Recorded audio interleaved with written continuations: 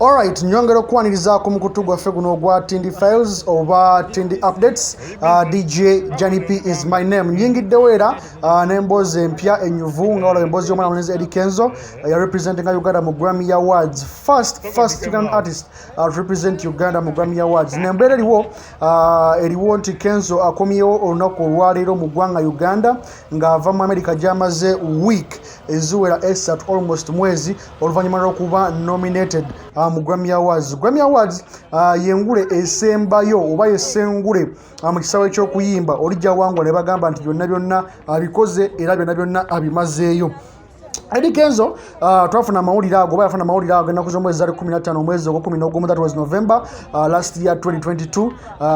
Of course ne bamufulumya ku list y'aba nominees oba abanominatingiddwa okuba nga bagenda okwetaba mu mpaka za Grammy alongside omuyimbi Matt B gwe yayimba naye oluyimba Gimme Love nga baali nominated mu category ya Best Music Global Performance omwali abayimbi ab'amanya nga Burna Boy n'abalala okuva ku lukalu lwa Africa n'ensi yonna okutwaliza awamu.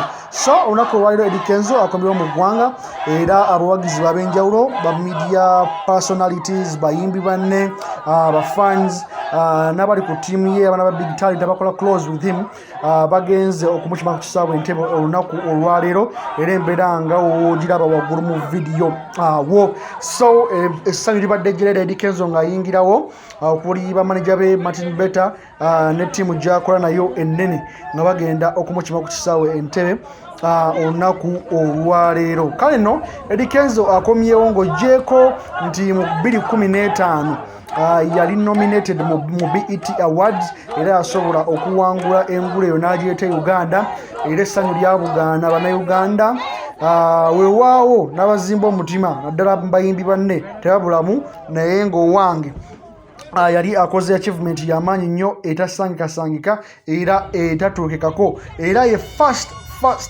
Ugandan artist okweta BET wano e Uganda. So twaba tulowooza nti oboolyawo ne Grammy n'agireeta naye bagamba tomanya there is still time awukyaliyo chance endala okuba ng'asobola okugireeta. So we lost the award to South Africa. Muyimbi mu South Africa yagiwangula naye nga still hopes ziri high him okuba nga ali nominated kiba kitegeeza kyamaanyi nnyo nyini ddala ya abasinga bavaayo ne bacriticizing oluyimba lwa Gimme Love nga bagamba oluyimba si lwakabiri lulina views ntono ku YouTube.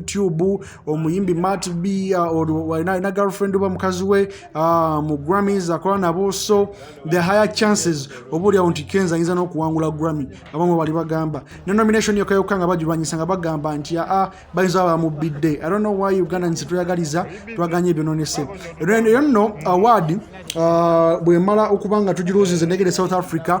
Omuyimbi Big I aka Ibrahim Mayanja yagenda ku mukutu gwe ogwa Facebook n'agamba nti yesi mumativu n'engeri omuyimbi Eddy Kenzo gyakolamu ebintu bye olw'ensonga nti yasigaza international contacts. Buli kadde abeera mu award abeera n'abantu ab'amaanyi abayinza okuyamba industry Uganda okwongera okukula oba n'abayimbi abalala abalina music omulungi oba oli abasinga ne ku Kenzo oba bebenkana level naye n'abama contacts. So nga Big Eye agamba Kenzo senga agaba contacts n'azimuwa yenga ye Big Eye n'aziwa abayimbi nga Fik Fameka Azawi osanga Grammy yasobola okujja ewaka e Uganda mu bwangu ddala because nabo balina music ewakabise muyimbi ekayeka owakabi.